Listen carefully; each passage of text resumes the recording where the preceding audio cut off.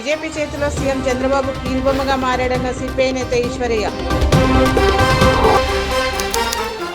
విజయవాడ వరద బాధితులపై లాఠీచార్జ్ చేసిన పోలీసులు. మంత్రి రాంప్రసాద్ రెడ్డిపై సంచలన వ్యాఖ్యలు చేసిన టీడీపీ నేత సుబ్రహ్మణ్యం. అంబేద్కర్ని అవమానపరచడం దారుణమన్న దళిత సంఘాలు.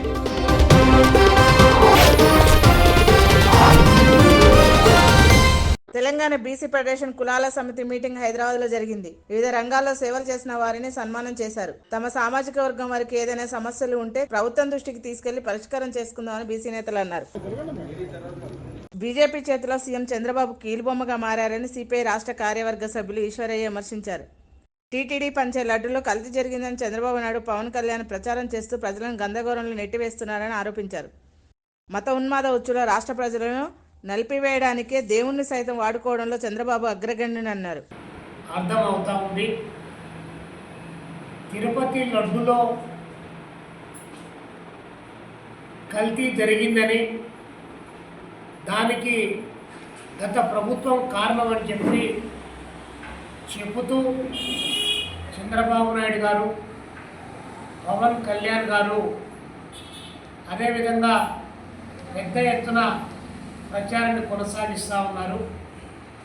గత ప్రభుత్వంలో జరిగిందా, ఈ ప్రభుత్వంలో జరిగిందా, అసలు జరిగిందా లేదా అనేటువంటి అంశాన్ని ఒక్కసారి వాస్తవాలు ప్రజల ముందు పెట్టాల్సి వస్తే ఎంక్వైరీ చేసి దాని ద్వారా మాత్రమే నిరూపించాలి తప్ప అట్లా కాకుండా మీ రాజకీయ కొలిమిలో, మీ కులాల కుమ్ములాటలో, మీ మత ఉన్మాదాల ఉచ్చులో రాష్ట్ర ప్రజలను నలిపివేయడానికి మీరు దేవుణ్ణి సైతం వాడుకోవడంలో అగ్రగణ్యులు అని చెప్పేసి రాష్ట్ర ప్రజానికం భావిస్తూ ఉన్నారు. Medchal municipal general body meeting కి మల్కజ్గిరి పార్లమెంటు సభ్యులు ఈటెల రాజేందర్ హాజరయ్యారు. గ్రామీణ పట్టణ ప్రాంతాల్లో నిధుల కొరత, ఖర్చు చేసిన నిధులు, డబ్బులు రాక పనులు ఆలస్యం అవుతున్నాయని ఆయన ఆవేదన వ్యక్తం చేశారు. డ్రైనేజీ పైపుల వ్యవస్థ లేకపోవడం వల్ల ఉన్న డ్రైనేజ్ అంతా చెర్లకే రావడం వల్ల మంచినీళ్లు ఉన్న చెరువులు మురికి కూపాలుగా మారాయన్నారు.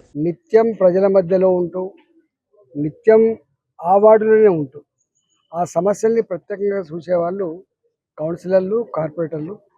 కానీ స్థానిక సంస్థలకు నిధులు లేకపోవడం వల్ల అనుకున్న స్థాయిలో ప్రజా సమస్యలు తీర్చలేకపోతున్నారు.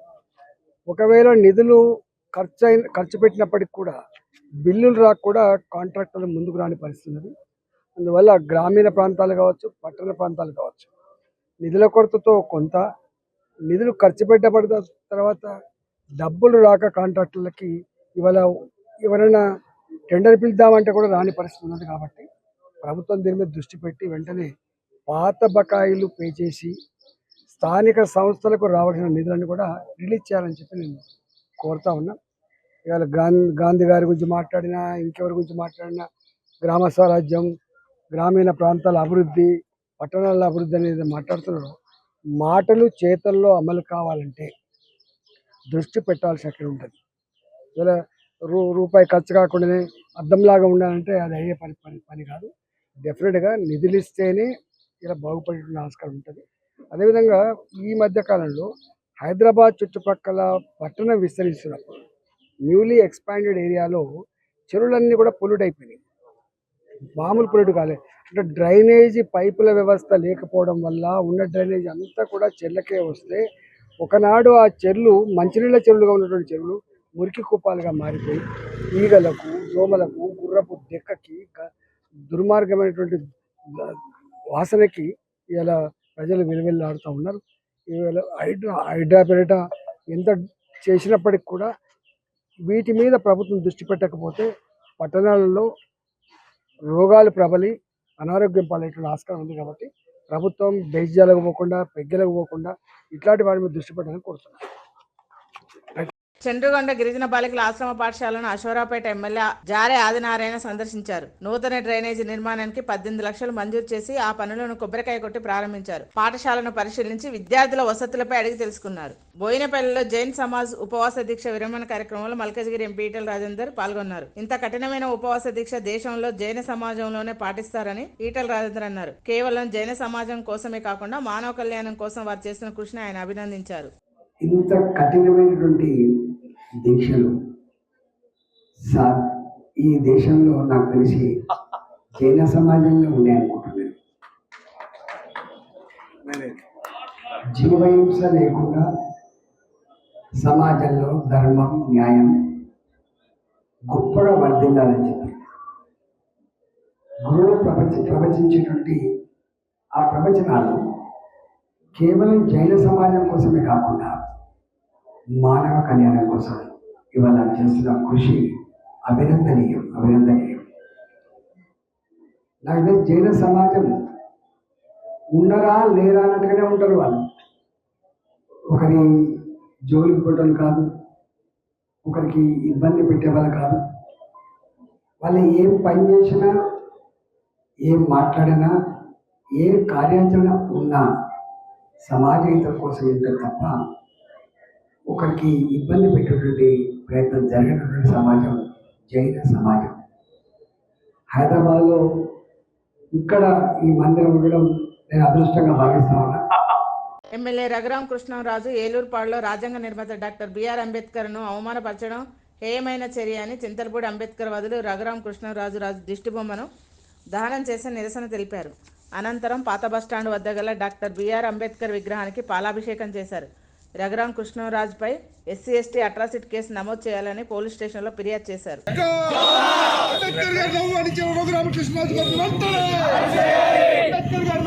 సమకాలీన రాజకీయాల్లో సీతారాం ఏచూరి ఆదర్శపాయుడని ఎమ్మెల్సీ మహేష్ కుమార్ గౌడ్ అన్నారు. హైదరాబాద్ లో సీతారాం ఏచూరి సంతాప సభ జరిగింది. నమ్మిన సిద్ధాంతం కోసం తాను మరణించేంత వరకు పోరాడిన దిశాలి అని అన్నారు. విజయవాడ కుమ్మరిపాలెం సెంటర్లో ఉద్రిక్తత నెలకొన్నది. వరద బాధితులు తమకు న్యాయం చేయాలని రోడ్డుపై బైఠాయించి నిరసన వ్యక్తం చేశారు.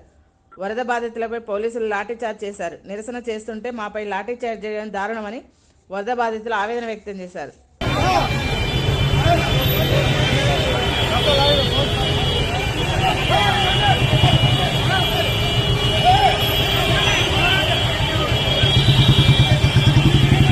మంచిర్యాల జిల్లా దండేపల్లి మండలంలో వివిధ గ్రామ ప్రజలకు బతుకమ్మ చీరలను GCC చైర్మన్ తిరుపతి అందజేశారు. ప్రభుత్వ హయాంలో అభివృద్ధి పనులు జోరుగా సాగుతున్నాయని తిరుపతి అన్నారు.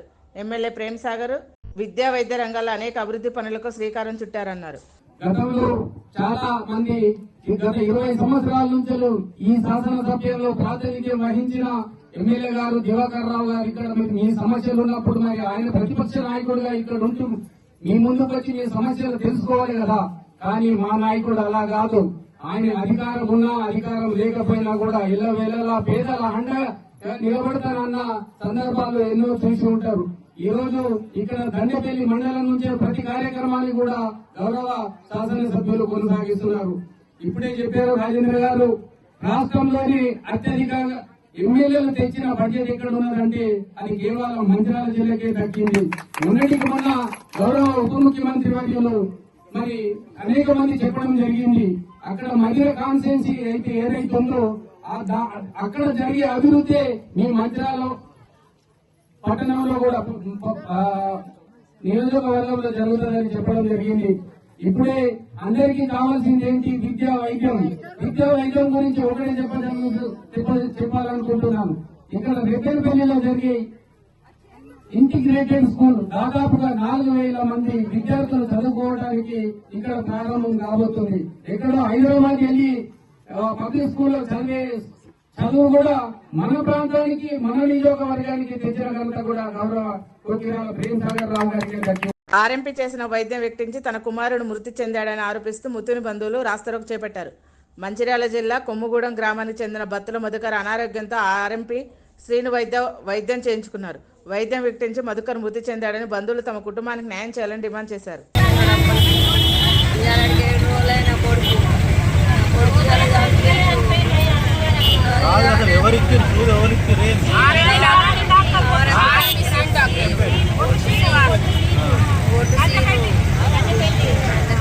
టీడీపీ రాజంపేట ఇన్ఛార్జ్ సుబ్రహ్మణ్యం మంత్రి రాంప్రసాద్ రెడ్డిపై సంచలన వ్యాఖ్యలు చేశారు. సూడిపల్లిలో అర్ధరాత్రి టిప్పర్లతో మట్టి తవ్వకాలకు పాల్పడుతున్న వారిని మంత్రి రాంప్రసాద్ రెడ్డి ప్రోత్సహిస్తున్నారంటూ ఆరోపించారు. మట్టి తవ్వకాలపై కలెక్టర్కి ఫిర్యాదు చేస్తే పట్టించుకోవడం లేదని ఆవేదన వ్యక్తం చేశారు. మంత్రి రాంప్రసాద్ రెడ్డి అవినీతిపై సీఎం చంద్రబాబు దృష్టికి తీసుకెళ్లి విచారణ చేయిస్తానని అన్నారు. ఈ సమావేశానికి తెలుగుదేశం పార్టీ శాసన మండలి సభ్యులు కలెక్టర్ను ఆదేశిస్తే, కలెక్టర్ మండల అధికారులను ఆదేశిస్తే ఈ ప్రజా సమస్యలను ఎవరు వినాలి? చంద్రబాబు నాయుడు గారు ఆదేశించిన ఈ కార్యక్రమంలో ప్రజల దగ్గర నుంచి వినతులు స్వీకరించండి. ప్రజలు చెప్పే సూచనలను పరిగణలోకి తీసుకోండి. ప్రజా ప్రభుత్వాన్ని నిలబెట్టుకుందాం. మనం చేసిన కార్యక్రమాలు ప్రజలకు వివరిద్దాం. ప్రజలు ఇచ్చే సూచనలను స్వీకరిద్దాం అని చంద్రబాబు నాయుడు గారు చెబితే తెలుగుదేశం పార్టీ శాసన మండలి సభ్యులు ఆదేశాలు ఇచ్చి ఈ ప్రజలందరికీ అందుబాటులో అధికారులు లేకుండా చేస్తే మన గోడు చంద్రన్నకు ఎలా చెప్పుకోవాలి? అది తప్ప కాదా అని మిమ్మల్ని నేను ప్రశ్నిస్తున్నా. తప్పు చెప్పండి. నేను గట్టిగా చెప్పట్టు కొట్టే అది తప్పని చెప్పండి. ఈ రోజు ఆంధ్రజ్యోతి పేపర్, ఈ రోజు మీరే చూడండి, రవాణాలో బదిలీల మంట. రవాణా మంత్రి ఇచ్చిన జాబితాకు రెడ్ సిగ్నల్. వైసీపీ ప్రభుత్వ హయాంలో బదిలీలు పొందిన ఎంబీఐలను మార్చేయాలంటున్న రవాణా మంత్రి. కొంతమంది అధికారులను వాళ్ళ పద్ధతి మార్చుకోమని ఒక పక్క ముఖ్యమంత్రి గారు హెచ్చరిస్తున్నారు. మంచి పరిపాలన అందేమని అధికారులందరికీ సూచనలు ఇస్తున్నారు. ఈ రవాణా శాఖలో జరిగే తంతు గురించి ఇది 4వసారి వార్త రావడం. Please like, share and subscribe Sneha TV.